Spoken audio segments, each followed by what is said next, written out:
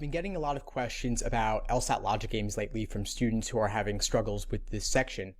And then when I ask them how many games they've done, they'll say something like 20 or 30 or the 40 in one of those books of 10 exams. And that to me is just a drop in the bucket because there are nearly 400 LSAT logic games available for you to study from using past LSAT exams. And so if you truly wanted to master logic games, if you wanted to perfect them, why wouldn't you do every single logic game ever released? If you did that, you would start to better see the patterns underlying different game types, and you would ensure that there was nothing new under the sun that they could possibly throw at you. Now, you might point out that some of these games are hard to get your hands on, some of them are out of print. That's true, but the vast majority are easily accessible to you. Most of them are available in books of 10 on Amazon for around 20 bucks each. So you could master the simple games like the ordering games, the grouping games, then the tougher combination games. Then you could take it to the next level by working on the rare unfamiliar game types like mapping, pattern, circle games, and then even those weirder games that don't neatly fit into any particular category. I have a list of those weird curveball logic games on my site, and you could run through those, covering from exam number 1 all the way up to the present. That would be a good starting point. If you just focused on that list after you had already built a strong foundation, there would be nothing new under the sun to you. And so to me, if you want a foolproof method to mastering logic games, it's as simple as doing every game ever released. Then the ones that give you the most trouble, do them again and again and again to find more efficient methods. And if it's still giving you trouble, then look up explanations, either written or video, but don't use those as a crutch, because those are simply one person's perfect way of doing the game. Oftentimes they've already seen the game before, so that isn't even necessarily how they might have done it had they seen it for the first time. However, that could still shed some light for you on how to approach that game and give you some new tools in your toolkit to bring out whenever you encounter a new, unfamiliar game. I see students making this mistake again and again and again, where they'll get a logical reasoning question wrong, they'll check the answer key, they'll say, oh, I get it now, and then they'll move on. Or even worse, they'll look at an explanation or watch an explanation, say, I get it now, how could I have been so dumb? Then they move on. The thing is, if you can't explain in your own words why you got it wrong, you are doomed to making the same mistake again. When you're reviewing a logical reasoning question, what you've got to do is first, check where your misunderstanding stemmed from. Was it in the stimulus? Was it in the question stem? Or was it in the answer choices? If it was in the stimulus, paraphrase the stimulus. Put it in your own words and look specifically for what made the stimulus so difficult for you. Where was your misunderstanding? Was it finding the conclusion, the premises, filler, counter premise, sub-conclusion?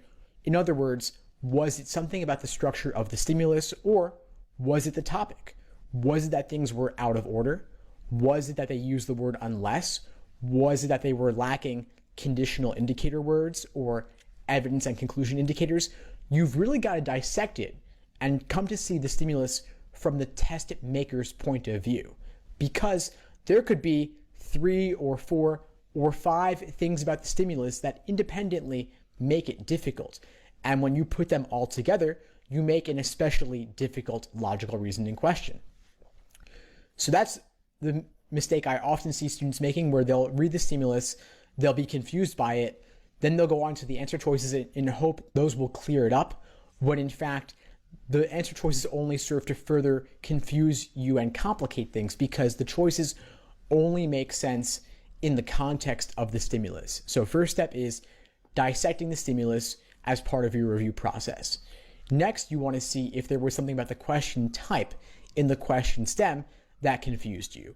LSAT has been remarkably sneaky about presenting common question types in an unfamiliar way, especially in the more recent exams, those published in the last 10 years or so. So those in the 50s, 60s, 70s, and 80s, and so on, are typically more confusingly worded than those in the 40s and prior. So make sure that you know exactly what they're asking you to do.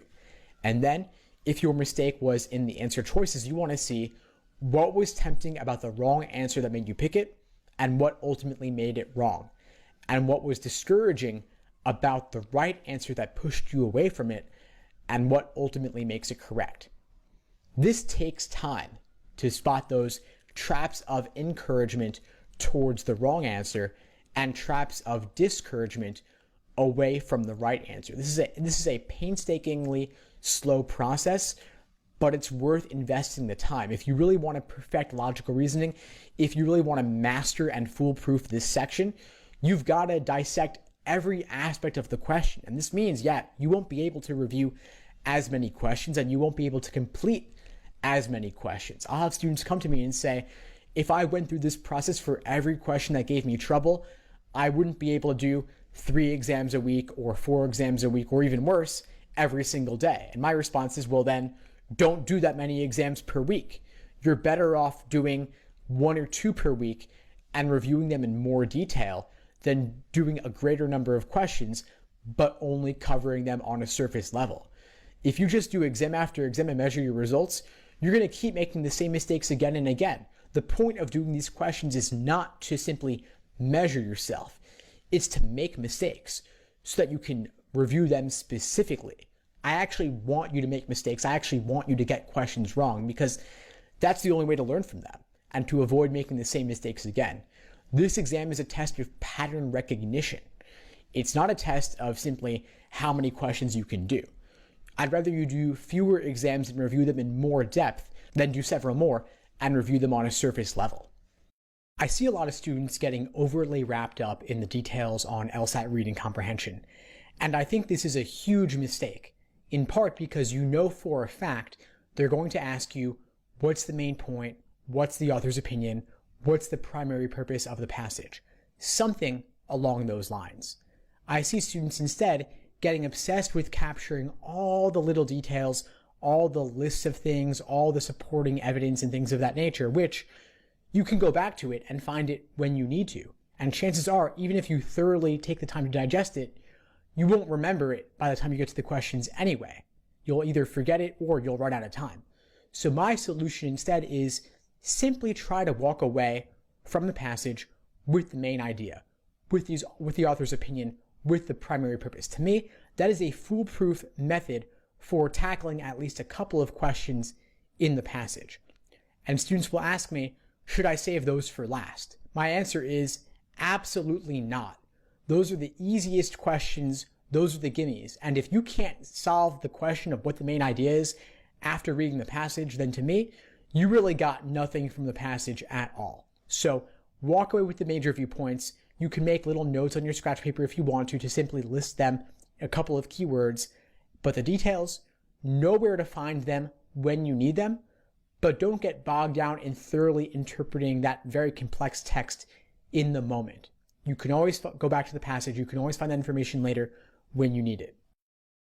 Thanks for tuning into the show. Please subscribe if you haven't done so already to be notified of new episodes as I release them. And feel free to reach out if you need anything at all as you move forward with your prep. I'm happy to help however I can. In the meantime, I'll wish you all the best and take care.